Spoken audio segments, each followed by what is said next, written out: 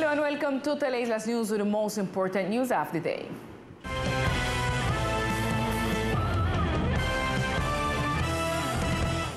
The sessions in the Departmental Assembly continue. Today, the Secretariat of Finance presented a project that seeks to benefit post-taxpayers of the department. Today, the second debate was given to Project 023, which was approved at this stage and passed to third debate with some modifications. Este es un proyecto que busca alivios. This is a project that seeks relief and establishes special payment conditions for taxpayers. There are 5 types of projects. There is the project of industry and commerce property, is the vehicle registration and the signs and boards. This is an important certainty for the entire community after this process of reactivation that we have, in addition to going through the pandemic and going through the hurricane. For his part, the President of the Assembly tells us how important is the approval of this project. Project is very important because this project is giving the possibility for the community and for the commerce people to pay the tax without interest. You have people that have 2-3 years that they don't have money to pay the taxes. During these last sessions, the Budget Committee of the Departmental Assembly has been making different control to the projects presented by the departmental government.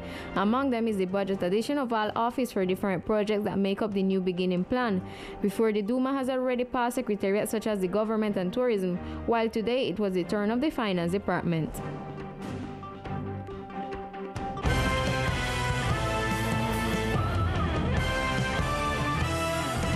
In view of the poor state of the Gustavo Rojas Pinilla International Airport, the House of Representatives is looking for a solution, taking into account that this is the first impression that the tourist receives. Representative Jorge Mendez made a request for a political control debate regarding the precarious situation of the departmental airport addressed to the Ministry of Transportation, Civil Aeronautics, and the Vice Ministry of Tourism. In this regard, the representative argued the reason for the request. A reporting is taking place thanks to the efforts of the entrepreneurs of the island, which includes hoteliers, travel agencies, and the departmental government through the Secretariat of Tourism. However, the airport is not in the best conditions to serve tourists who visit us, and if we take into account the announcements of major investments where some of them have been made, we do not understand why the boarding bridges are damaged, the belts of the luggage racks do not work well, the bad condition of the bathrooms, escalators, air conditioning, and even facilities cars over corroding. Likewise, Mendez announced that the debate is expected to be carried out with the presence of the island community so that they can be observers of the commitments made by the national government and the civil aeronautics. We are waiting with this proposal for the debate to be held with a special ingredient, for it is to be held in the department so that it is done in front of the community, so that our citizens can participate and listen to the commitments made by the national government through the Civil Aeronautics and the Ministry of Transportation. The dollar continues to rise, and although many consider that the high cost of the dollar does not affect their pockets, imported goods in the country represent 19% of the family food basket. This rise could mean the increase of some products in the archipelago. The dollar has strengthened in Colombia. This week, the currency reached 3,988 pesos, only 13 pesos away from the 4,000, a situation that will have a direct impact on Colombians through the products that come abroad and are part of the family basket.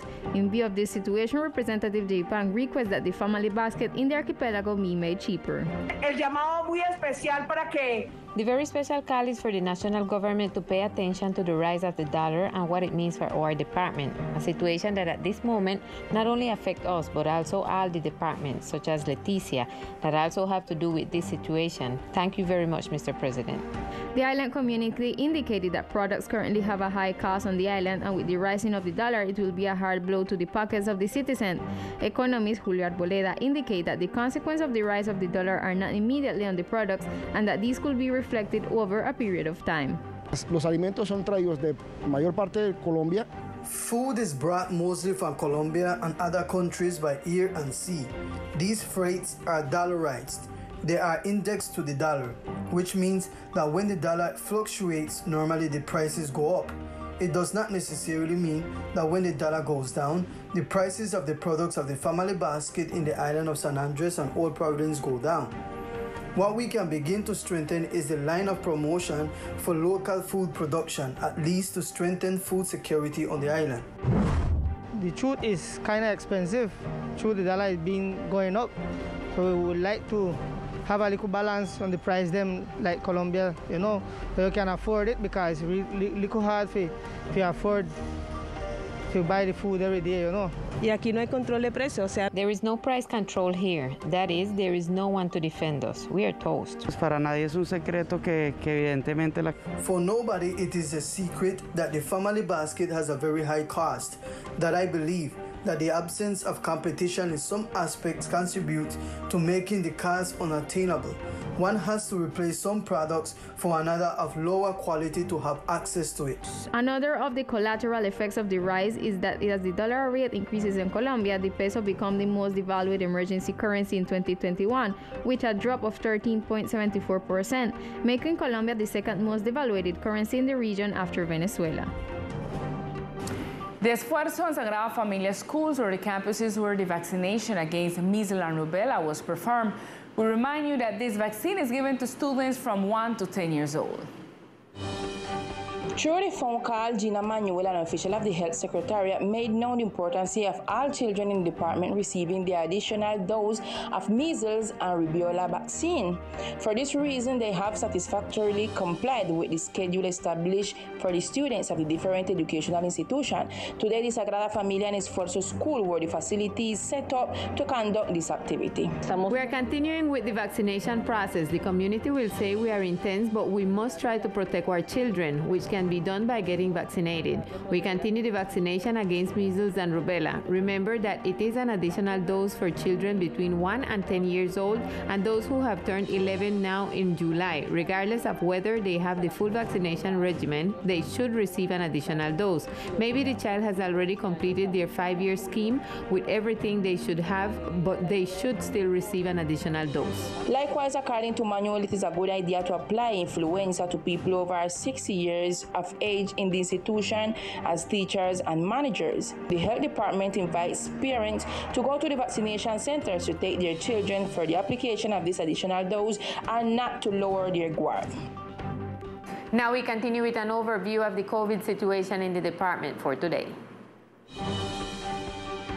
For today, August 12, 9 cases of COVID were reported that are added to the national count in the report issued by the Health Ministry. In this way, we reached 6,778 cases in the department since the pandemic began.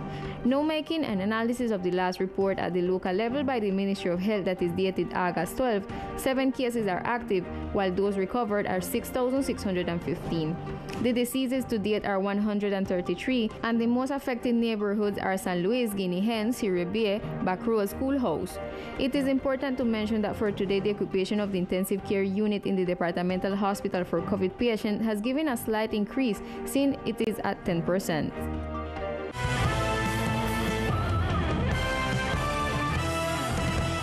As part of a project signed between Findeterra and the Pan American Dredging and Engineering Company, a dredging is being carried out on the water reservoir in the freshwater-based sector in order to improve its capacity. The project to dredge and remove materials from the dam is progressing in Freshwater Bay. Due to the constant rise and fall of the water in the reservoir, it was decided to carry out a mixed dredging. Mechanical dredging is currently being carried out with a backhoe, taking advantage of the low levels of the dam. In addition to mechanical dredging, we have the other option, which is hydraulic dredging, and we already have 2 pieces of equipment at the work site. A hydraulic cutter and a water master dredge would do the work when the rain increases the water level, which now is 6 meters below its maximum level. The newly constructed reservoir had a storage capacity of approximately 260,000 cubic meters. Currently, with the bathymetry we carried out in February, we have a capacity of 180,000 meters. This is telling us that there is an approximate volume of 80,000 cubic meters that were not there at the time the dam came into operation. Finally, the material that is taken out of the dam will be given to the community. Ese material es buenísimo This material is very good for agricultural purposes, and there is other material that has special characteristics such as for filling, whether it is for roads, for the construction of buildings, or any need the community has. The material will be given away to be based on the request of the community. And several citizens expressed their concern about the enclosure of 2 of the 4 places where solid waste collected after Hurricane Iota has been stored. Rats, dust, insects, and now the closing of the places where the solid waste post-Iota had been collected. Actions that confuse and worry the community that feels that it could be a sign that they are not going to remove these residues. Well, we have 2 in our section, and the thing in our section is that a lot of rat coming out now, they're big, they even bite, and we worry about that. Also, we got a hostel in the area. It's not built up back yet, but if you got a hostel, you can't get more rat of them things around you. And worrying that they take it out, they promise to take it out. You have a long time now, and coming out, but we hope they promise to bring a barcasa to take it out. So let's hope so. Some people are asking for more information about the management of this waste. We had a meeting and we complained about it to the procurator, and we saw that after that they just start putting zinc to cover, to fence the garbage, but they are not taking it out of the island like how they were doing first. So our question is, that is the solution that they are going to give to it, just fence it instead of take it out of the island, because it's an impact on the island. Finally, questions were also raised on social media where members of the community asked if this problem is being made invisible. On the other hand, they also question if this temporary solution for the debris will become a permanent one. Teleislas News visited the offices of the Unit for Risk Management, where it was agreed to give more information on the subject tomorrow. Teleislas News will be pending on the development of this news.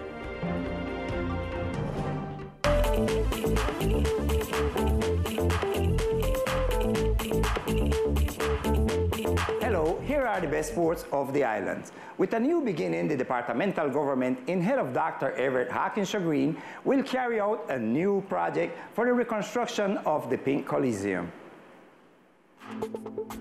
This project has been requested on numerous occasions by the community in different governments, and at last we could say that this dream will come true thanks to the administration of Governor Dr. Everett Hawkins-Green. Let's listen to the words of Dr. Hawkins-Green. Basically, that is how the Coliseum will be if God allows it. We are going to acquire the land that is around the reconstruction of the new Coliseum. We are going to make property management to be able to acquire those lands, and also to build their skating track and to make an Olympic track. This is how the new Coliseum project will look like. This Coliseum will undoubtedly have to stop being called Pink Coliseum and be named after an outstanding rival of the archipelago in basketball who has been a figure not only in the archipelago but also at the Colombian and international level. We hope once we can give the name of the person we propose, and with the sports community to agree to give the name to the Coliseum. I have initially proposed, with all due respect to all those who think differently, after studying and analyzing the Basketball Federation in Colombia and its very important history that has Edison as the epicenter. With more truthfulness, he not only represented the rivals, the Afros in selections of Antioquia and others, but he was also a Colombian selection, not only in basketball but also in baseball. This will be one of the most important projects for the island community, since the sports venue means a lot to the islanders. A first and unforgettable experience, the little basketball players of Providence live in a national tournament. The children basketball team of Old Providence achieved second place in the national basketball tournament in Bucaramanga. The little basketball players live an unforgettable experience in this city, where they achieved the second place in this national children tournament. It was an unforgettable experience as the team, led by Cliff Leon and Larry Cardona, their first basketball experience in national tournament. The experience was nice. The first time the kids then come out of the island, got to play a tournament. We play a national tournament, and we do a good paper. We come sub-champ, and I feel glad about them. And well, for the future, we need to practice more. We go to more tournament like that. In Providence, we need to try to get up the players adequately, practice any of them and try and play more tournament internal. It is the first time that these children leave Old Providence for a national competition, and the children are grateful to the Secretary of Sport, Martin Valderrama, and their major who made this beautiful experience possible. And this is all in sports for tonight. We will see you on another broadcast. We continue with you girls.